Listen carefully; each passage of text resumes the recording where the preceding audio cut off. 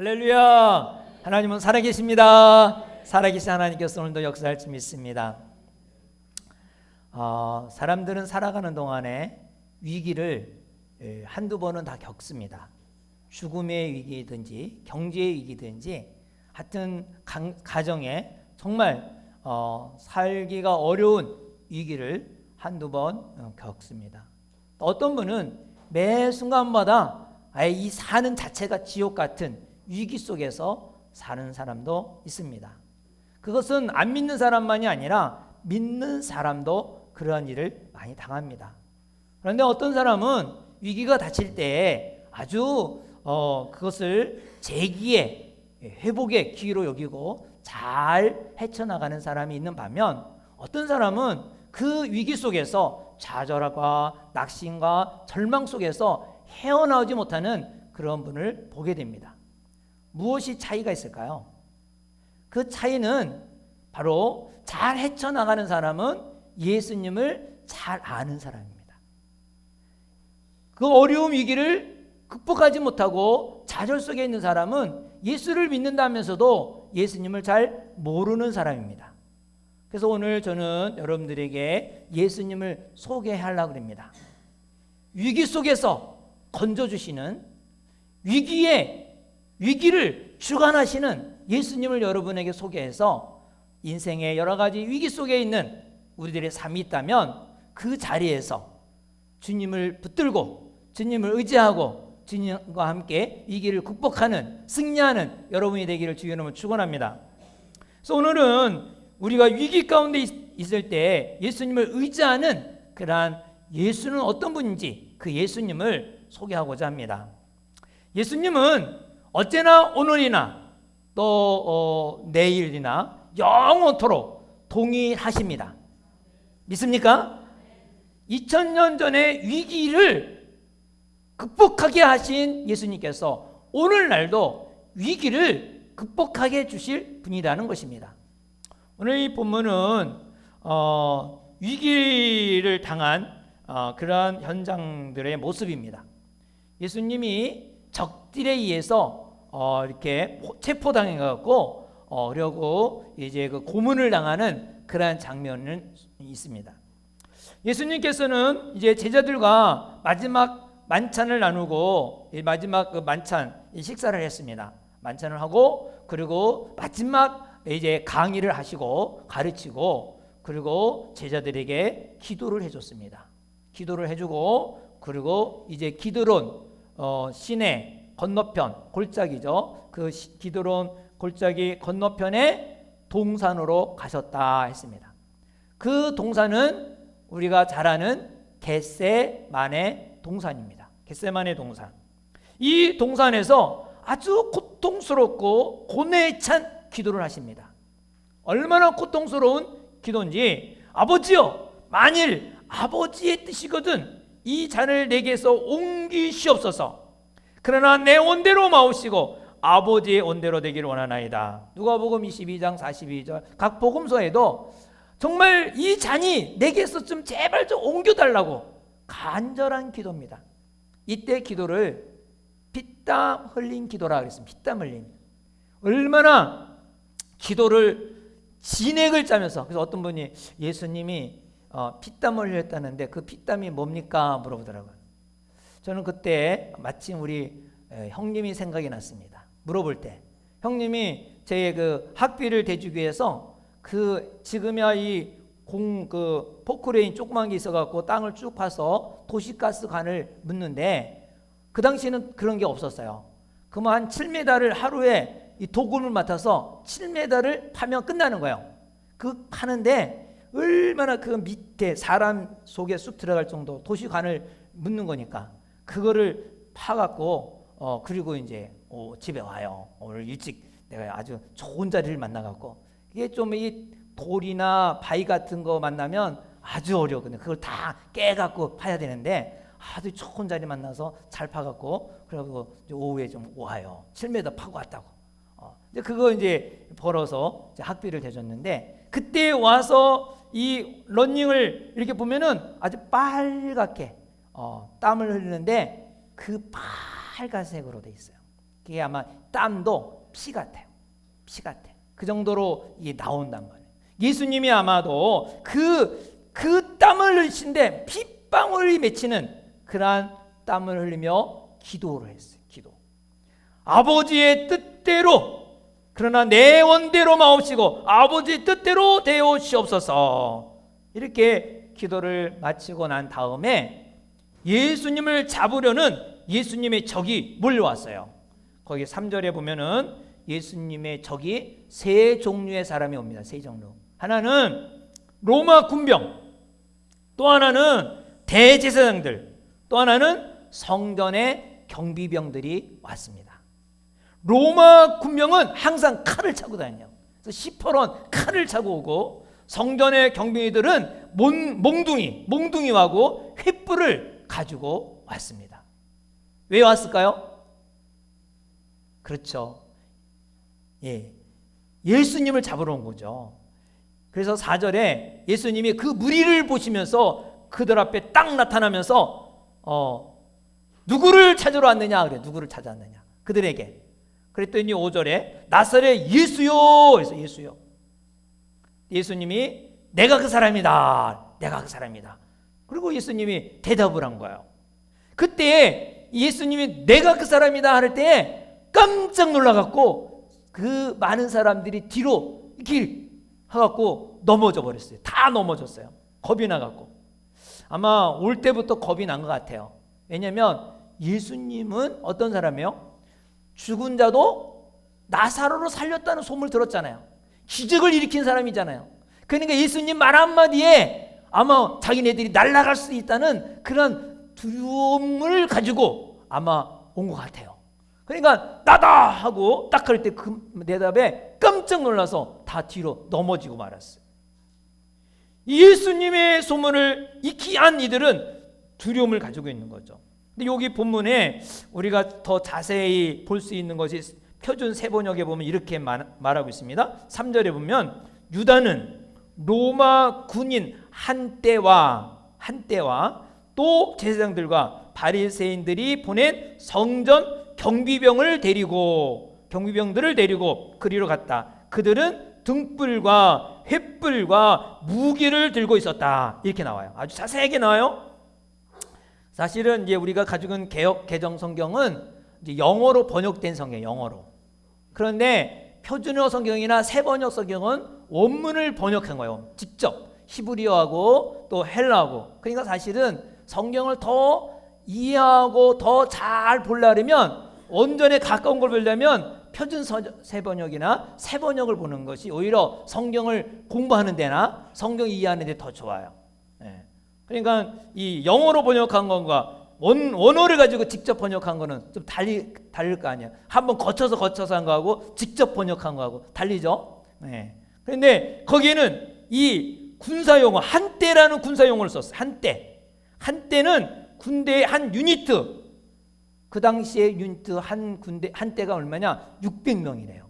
그러니까 로마 군병이 예수님을 잡기 위해서 600명을 칼을 이렇게 차고 왔다는 거예요. 그 600명만이 아니라 경비병들까지, 성전의 경비들까지. 그러니까 굉장히 많이 온 거죠. 한 700~800명이 왔다 갈 수 있어요. 이 예수님 하나 잡으려고. 예수님 하나 잡아서 가주려고. 그렇게 왔는데 예수님이 기대와 달리 내가 예수다. 먼저 나타나서 말씀하시잖아요.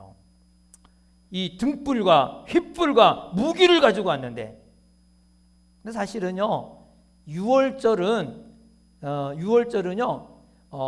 우리나라로 말하면 대보름날이에요. 대보름날이라서 이 팔레스타인은 이 그 횃불도 없어도 낮과 같이 달이 얼마나 환한지 다 보여요. 그런데 이들이 왜 이 횃불을 가져왔을까? 횃불을 가져온 이유가 왜 횃불을 가져왔을까요?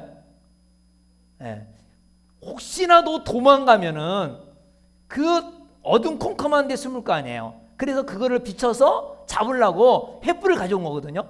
근데 하나도 도망가지도 아니하고 예수님이 나다 하니까 얼마나 깜짝 놀랐겠어요. 그래갖고 깜짝 놀라서 다 뒤로 넘어진 거죠. 자, 우리는 이런 모습 가운데서 어떤 위기에 닥쳐도 동요되지 아니하는 예수님, 그 위기를 오히려 그 위기를 주관하시고 이끄시는 주님이라는 것을 우리가 알 수가 있습니다. 어떤 위험도 어떤 위기도 예수님 마음을 흔들 수 없고 한마디로 말하면 그 위기를 압도하시는 분이다 하는 것입니다. 다른 여러분, 이런 주님이 나의 인생에 예수님을 영접했다면 나의 인생의 뭐예요? 주인이 되십니다. 주인이에요. 그래서 우리가 위기가 닥치면 정말 사면초가로 문제와 위험과 적으로부터 둘러싸여 피할 데가 없을 때 나는 이제 끝났다, 내 인생 끝났다 이렇게 할지라도 예수님을 의지하면 위기의 주관자가 되신 주님께서 여러분을 건져주시고 여러분을 새롭게 만들 줄 믿으시기 바랍니다. 경제적인 핍박이 닥칠지라도 싫은 사람이 없는 말을 지어 공격해도 할지라도 위기를 주관하시는 주님을 의지하면 우리는 어느 곳에든지 주님께서 더 훌륭하게 더 귀하게 사용되는 것입니다. 한번 따라해 보겠습니다. 예수님은 위기의 주인이시다. 예수님은 위기의 주인이시다. 저 위에 동네만 예수님은 위기의 주인이시다. 할렐루야. 이 동네가 더 잘 보입니다. 예, 감사해요. 예, 이렇게 잡으러 오는 군인이 이 나다라는 말 한마디에 다 무너져 버렸어요. 무너졌어요. 그때 예수님이 다시 또 물어요. 7절에 보면 이에 다시 누구를 찾느냐 물으신데 그들이 말하되 나사렛 예수라 이렇게 했어요. 두 번씩이나 다구쳐서 물은 이유가 뭘까요? 지금 뭐 이 군병들이 먼저 물어본 거 아니에요. 예수님 먼저 물어봤다니까요. 이 두 번씩이나 물어본 이유가 뭘까요? 그것은 예수님이 그 위기 상황을 장악해서 제자들을 보호하시기 위한 것입니다. 많은 궁중들이 모이면 군중 심리가 있잖아요. 와 하고 지금도 뭐 이렇게 많이 모이죠. 어제도 우리 의정부 역전에 이렇게 막 좀 굉장히 바빴죠. 태극 부대라고 해갖고 모여서 이렇게 막 으쌰으쌰 했다 그래요. 그래서 거기 결혼식장에 가려니까 차가 꽉 막혔잖아요. 뭐 하는가 했더니 인터넷 뒤에 보니까 태극 집회가 있다고 그래요.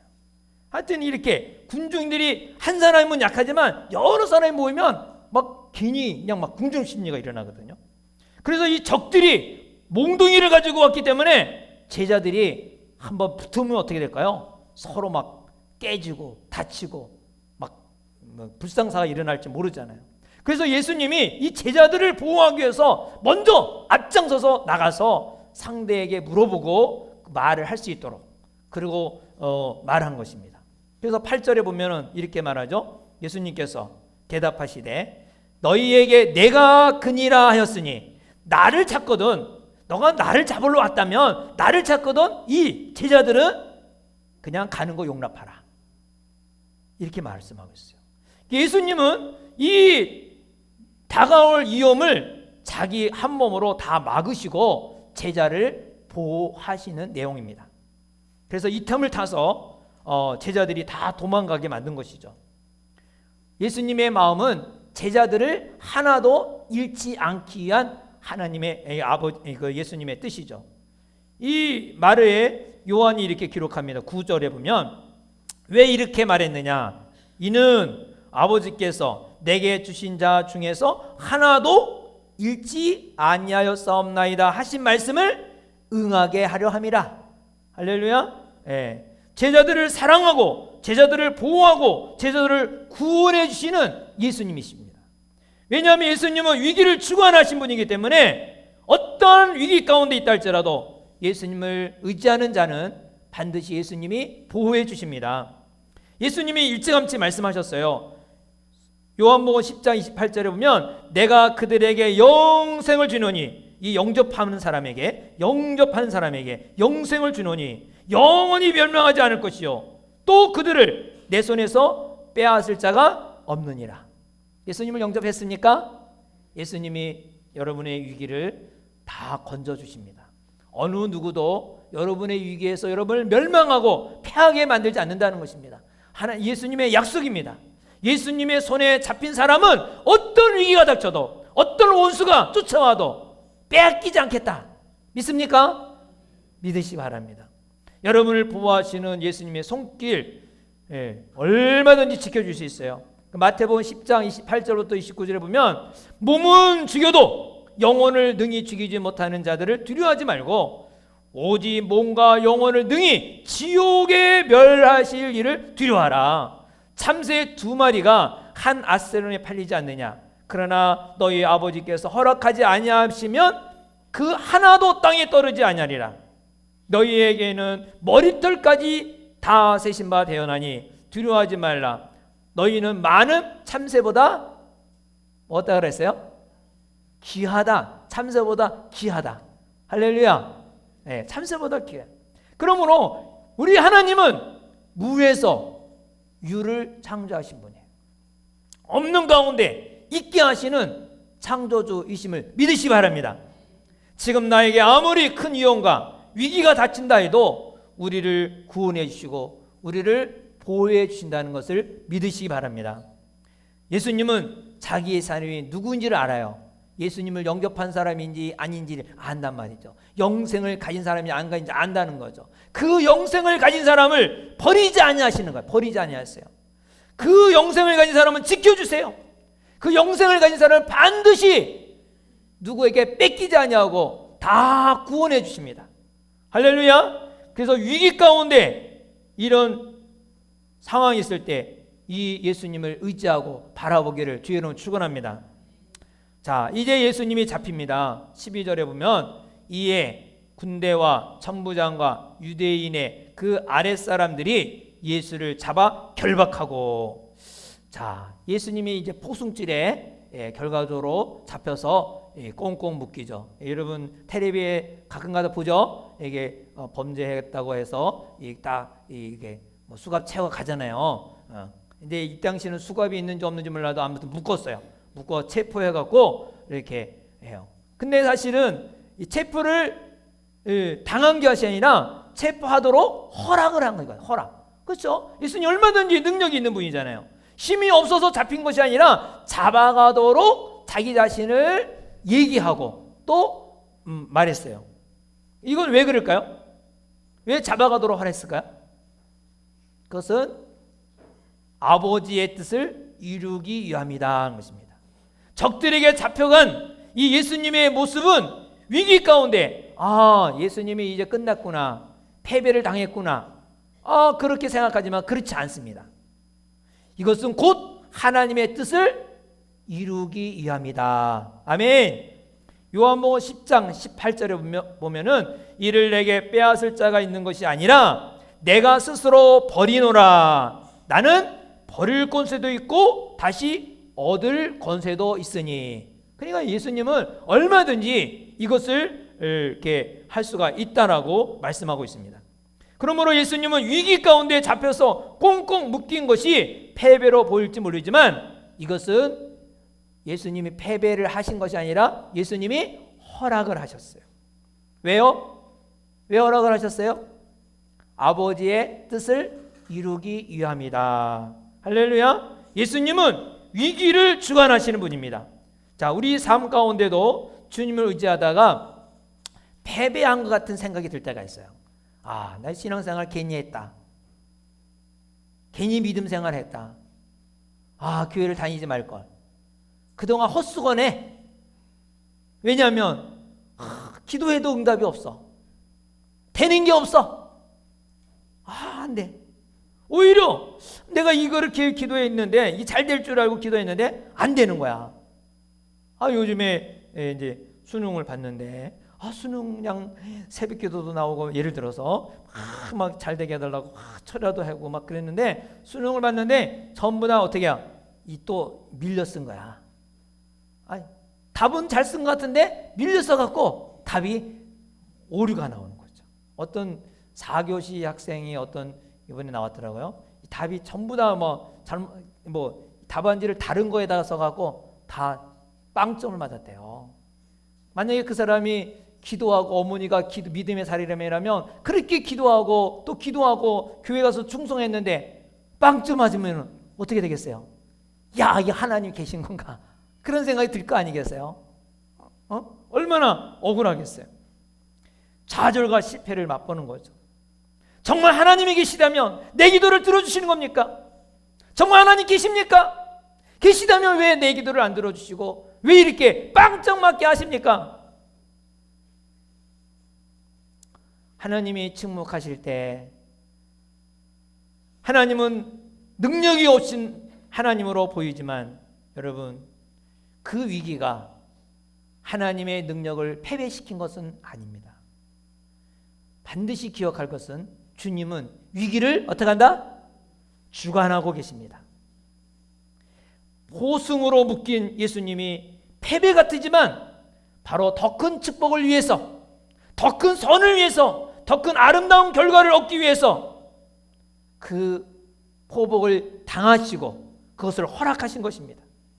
어떤 위기에도 우리 주님은 패배를 시키지 못합니다. 우리 주님은 패배를 하지 않으시며 위기를 주관하시는 분이심을 믿으시기 바랍니다. 자, 여기서 이제 수제자 베드로가 등장합니다. 베드로가 가만히 예수님의 행동을 보니까 이게 뭐 아무 무기도 없이 무방비 상태에서 예수님이 잡혀가는 거 보니까 막 의문이 생기는 거야. 예수님을 사랑하는 사람인데 막 패배를 당하는 것을 그냥 눈으로 보고 참아보고 가만히 있을 수가 없는 거야. 그래서 가슴에 감춰두었던 칼을, 단독 칼을 빼갖고 그냥 보이는 대로 죽이겠다고 딱 쳤는데 글쎄 제사장의 종 말고의 귀를 오른쪽을 딱 떨어뜨리는 거야. 그때 예수님이 이 장면을 보고 베드로에게 가볍게 나무라시죠. 11절이죠. 예수께서 베드로더러 이르시되 칼을 칼집에 꽂으라. 아버지께서 주신 잔을 내가 마시지 아니하겠느냐 하시니라. 예수님의 말씀은 내가 잡혀가는 것 같고 실패하는 것 같지만 베드로야, 이것이 곧 뭐다? 아버지의 뜻을 이루는 것이다. 아버지의 의도다. 아버지의 뜻이다. 이렇게 말씀하는 것입니다. 네가 나를 도우려고 정말 하지만 그렇게 하지 말라. 왜? 나는 위기의 주인이니까, 주관자이니까. 여러분, 칼을 휘둘러 그 말고의 귀를 베는 그 베드로의 모습 속에서 나의 모습은 발견하지 않습니까? 우리도 위기 가운데 기도 응답이 안 되면 한번 내 힘으로 해야겠다. 이게 뭐 도저히 뭐 응답이 없는데 이렇게 해봐야겠다, 저렇게 해봐야겠다. 해야 하네요. 해보죠. 아버지의 사인이 없는데도 불구하고 합니다. 종의 귀를 자른 베드로처럼 내가 해결하는 그 순간에 주변 사람을 오히려 다치게 하고 어렵게 만드는 경우가 얼마나 많이 있습니까? 베드로가 칼을 휘둘르고 말고의 길을 자르려고 한 것 같이 우리도 오히려 하나님의 그릇된 일을 이룰 때가 많이 있는 것입니다. 곧 주위 사람들에게 엄청난 경제적 피해를 주거나 주위 사람들에게 해서는 안 될 말을 해서 가슴에 못을 받게 하거나 오히려 어려움을 주는 것을 많이 보게 됩니다. 예수님은 이 말고의 길을 딱 붙여주었습니다. 자, 예수의 말고의 길을 바로 붙여줬어요. 왜 붙여줬을까요? 말고의 길을 왜 붙여줬을까요? 지금은 의학 수술이 발달돼서 이 잘라진 손가락도 가져가면 바로 이렇게 연결이 되더라고요. 어떤 분이 저희 아프리카인가 어는데 자기의 딸을 이렇게 해서 그 남자의 이렇게 성기를 잘랐다고 그래서 다시 데려가고 이렇게 봉화 수술을 했다고 하는데 이게 금방 요즘엔 수술이 이렇게 좋은 수술이 다 돼 있어요. 근데 2000년 전 얘기니까 지금은 그렇게 봉합 수술할 때 할지라도 귀가 떨어진 거 어떻게 붙이겠어요? 가능할까요? 안 가능할까요? 가능합니다. 왜? 예수님은 어떤 분이에요? 천지를 창조하신 분이에요. 무에서 유를 만드신 분이에요. 예수님은 얼마든지 할 수 있는 거예요. 우주를 창조하신 분이기 때문에 그분은 얼마든지 그 일을 하실 수가 있죠. 근데 왜 말고의 귀를 붙여줬을까요? 그것은요, 이 귀 다친 사람이 불쌍해서 고쳐주는 것도 있지만 사실은 베드로를 사랑해서 고친 거예요. 사랑해서. 수백 명의 군중 사람들이 있는데 그 사람들 군중 심리가 피를 한번 보면요, 사람의 눈이 뒤집힌다 그래요. 그러니까 이 홍콩에서도 누군가 사람이 총을 쏴서 딱 죽었을 때 그 장면을 찍어서 막 올리니까 더 막 대학교에서 막 더 난리잖아요. 막 군중 심리가 더 막 일어나는 거예요. 그러면 막 하면은요, 베드로가 위험에 처할 수 있어요. 근데 이 예수님은 바로 집어서 딱 붙여주니까 그 분노가 금방 가라앉힐 수 있는 거예요. 마치 여러분 믿던 사람에게 돈을 빌려줬는데 돈을 떼어 먹으면 그 사람에 대한 분노가 생기죠. 그런데 그 사람이 돈을 갚을 때 그 옛날에 그 분노가 사라지는 거예요. 사라지는 거예요. 그것처럼 베드로는 예수님을 사랑한다고 칼질을 해서 사람의 귀를 잘랐는데 주님은 오히려 그를 치료해 주시고 베드로를 보호해 주시고 위로해 주신 것입니다. 우리들도 주를 위해서 일한다고 하지만 사실상 오히려 예수님의 일거리만 만들 때가 많아요. 전도를 하지만 그 사람에게 상처를 줘서 예수님을 욕먹힐 때도 있고, 또 주님의 사랑으로 권면을 한다고 하지만 오히려 열등의식을 가지게 하고 좌절감을 주는 말을 해서 상처를 주는 경우가 있고요. 주를 위해서 봉사한다고 동역자로 하지만 오히려 사이가 벌어져서 서로 미워하는 경우가 있는 것입니다. 우리들의 동기는 정말 주를 위한 거예요. 주를 위해서 한다고 하지만 베드로가 말고의 그 귀를 자르듯이 주변 사람들에게 상처를 주고 아픔을 주는 경우가 많이 있는 것입니다. 그러나 여러분 걱정하지 마십시오. 내가 상처를 내도 누가 치료합니까? 내가 치료를 하지 못하지만 주님이 치료해 주십니다. 할렐루야. 주님은 위기를 주관하신 분이기 때문에 내가 실수한 것도 치료해 주시고, 그래서 우리는 계속해서 넘어졌다 할지라도 또 좌절한다 할지라도 섬길 수가 있는 것입니다. 이렇게 주님은 체포되어서 포승줄에 안나스라는 집에 끌려갑니다. 13절 14절 볼까요? 시작. 먼저 안나스에게로 끌고 가니 안나스는 그 해의 대제사장인 가야바의 장인이라. 가야바는 유대인들에게 한 사람이 백성을 하여 죽인 것이 유익하다고 권고하던 자더라. 역사책에 보면 안나스라는 사람은 아주 악한 사람으로 유명합니다. 악한 사람. 서기 6년에서 15년 동안에 10년 동안에 대제사장직을 했습니다. 대제사장직. 아들이 5명 있는데 전부 다 대제사장직을 하게 했어요. 그리고 지금 이 해에는 사위를 대제사장직으로 만들었어요. 민수기 35장 25절에 보면 대제사장직은 이렇게 막 바꾸어서 하는 게 아니라 영구직이에요. 영구직. 근데 이 로마 정부 밑에서 아부를 해갖고 서로 돌아가면서 이 대제사장직을 해먹는 이권직으로 만들어버렸어요. 왜 그것을 하려고 그랬느냐? 이 당시에 제사를 지내려면 많은 이 재물, 짐승들을 가져오거든요. 근데 외부에서 가져온 것은 제사를 못 지내게 만들었어요.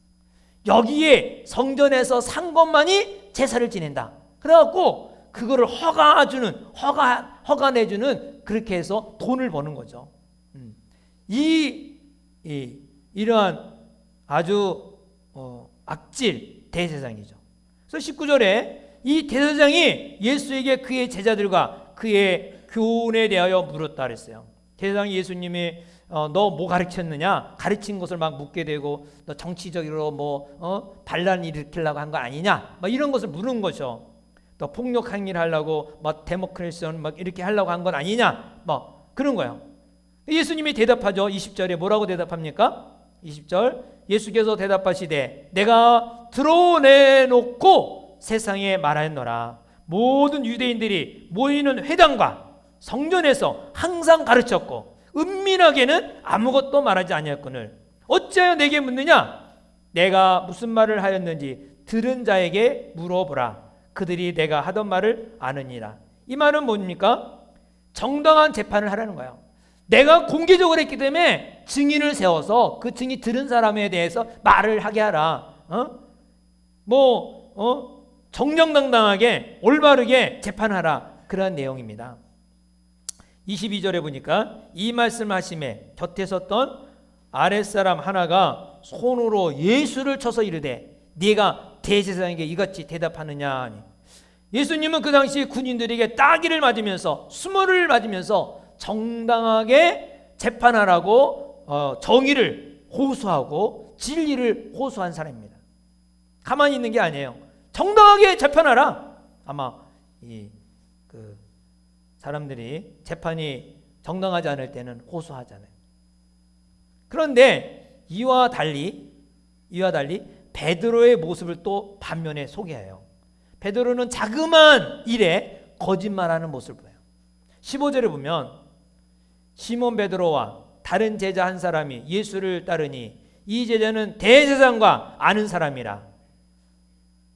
예수와 함께 대제사장 집에 뜰에 들어가고 지금 베드로하고 다른 제자 한 사람 대제사장을 아는 사람이 대제사장 뜰에 들어갔다 했습니다. 자, 대제사장을 잘 아는 사람이 누굴까요? 성경에 누굽니까? 대제사장을 잘 아는 제자. 예. 이것은 아마 대제사장이면 그 대제사장을 잘 알면 좀 높은 사람들이겠다. 그래서 아리마대 요셉이나 니고데모나 아니면 지금 대제사장을 만난 가룟 유다 아닐까 생각할 수 있는데 그게 아니라 여기서 말하는 그 사람은 요한을 말합니다. 요한. 왜 요한이나 예수님의 사랑을 받는 요한입니다.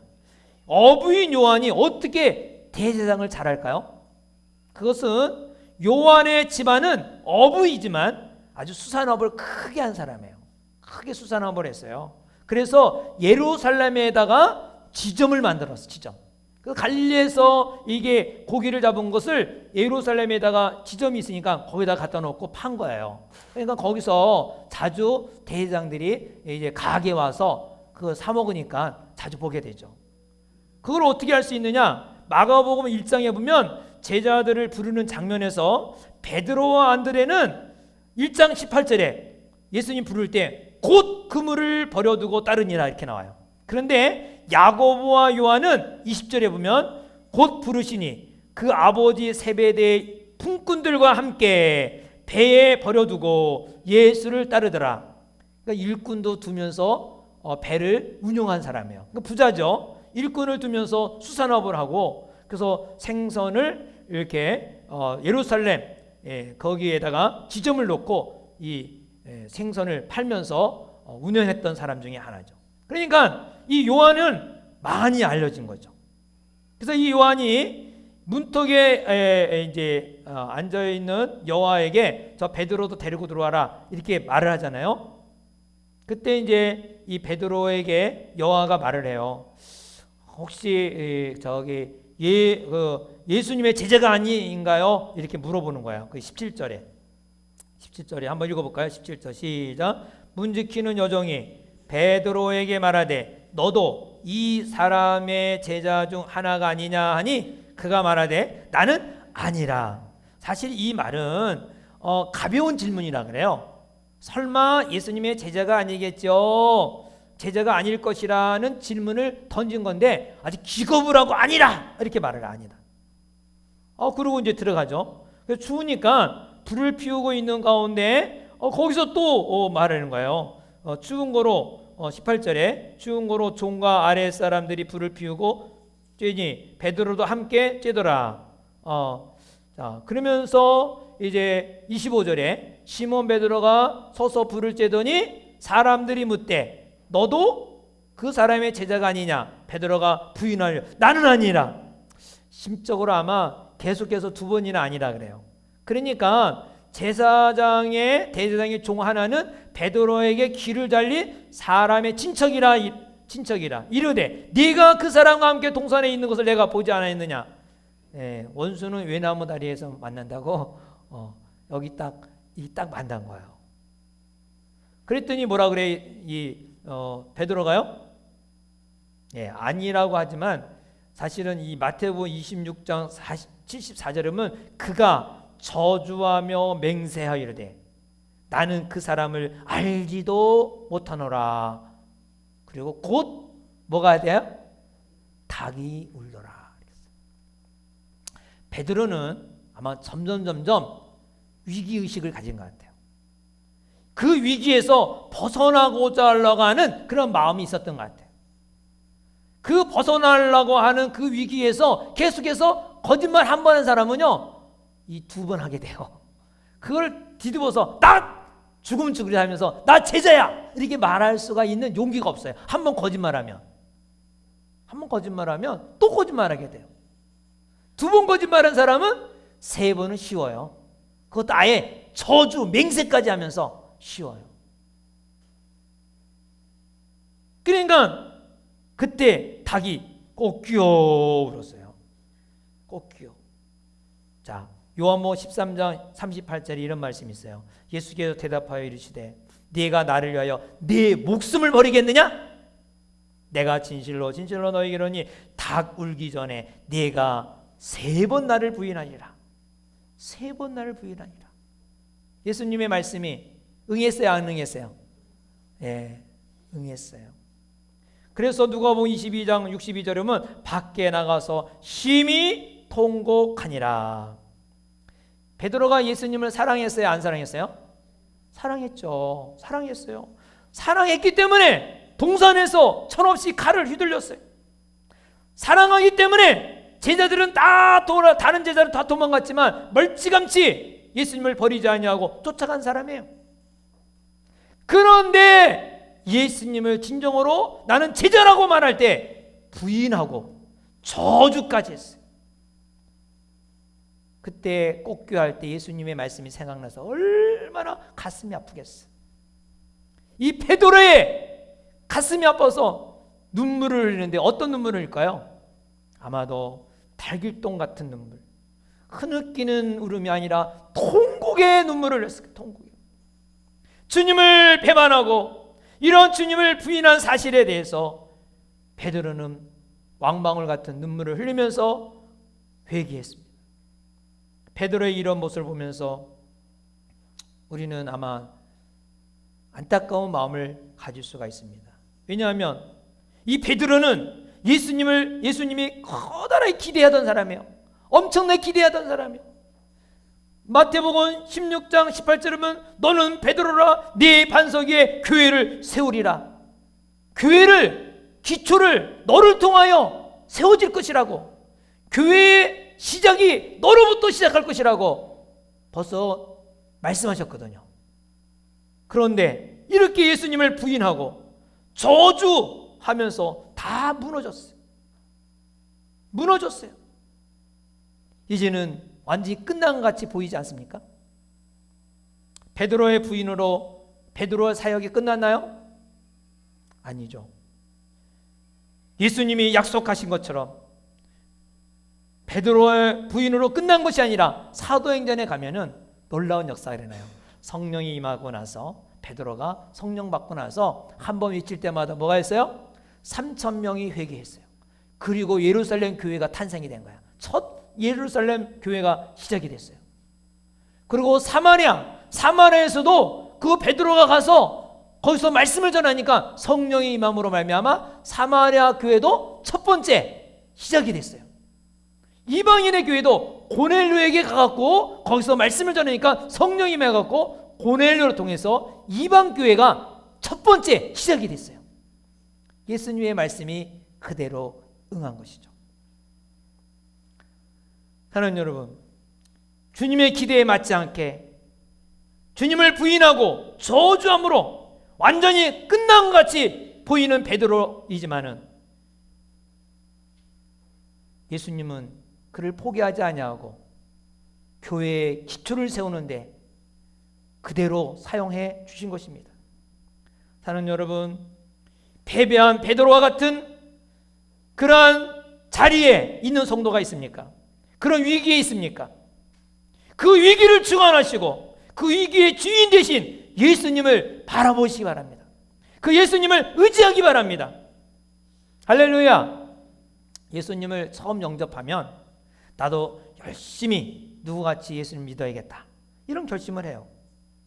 그런데 어느 순간에 그 열기가 다 사라지고 심지어 하나님이 계신지 안 계신지까지도 내려가고 습관적인 신앙생활, 사도신경 고백하던 신앙, 그냥 중얼중얼 암송하듯이 외우듯이 고백하면서 주님 앞에 초라한 모습으로 나와 부끄럽게 서 있는 그런 분 있지 않습니까? 위기를 주관하시는 주님을 의지하기 바랍니다.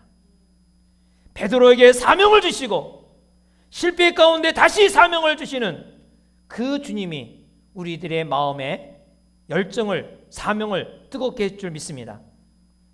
주님의 사역을 맡을 때 우리의 사역일 감사하여서 내가 죽을 때까지 이 사역을 잘 해봐야겠다, 이 마음을 가졌지만 어느 순간 이 뜨거움이 사라지고 남의 눈치만 보고 마지못해 그 자리에 머무는 사람이 있습니까? 위기를 주관하시는 주님을 의지하고 돌아오시기 바랍니다. 예수님을 부인했던 베드로가 다시 주님이 들어 사용하여서 쓰듯이 주님께서 의지하는 자에게 사용할 줄 믿습니다. 사랑하는 남자와 사랑하는 여자를 만나서 이제 주님 안에서 아름다운 결혼 생활을 하겠다고, 내가 정말 주님 안에서의 아내, 주님 안에서의 남편이 되겠다고, 주님 안에서의 가정이 되겠다고 결심하고 시작했지만 1년, 2년 지나가면서 서로 상처를 주고받고 모든 정은 다 식어가고 이제 위기 가운데서 헤어져야 되느냐, 더 이상 살 수가 없구나, 이런 분 계십니까? 위기를 주관하시는 주님을 앞에 돌아오시기 바랍니다. 주님을 의지하기 바랍니다. 위기의 주관자가 되신 분이 예수님이십니다.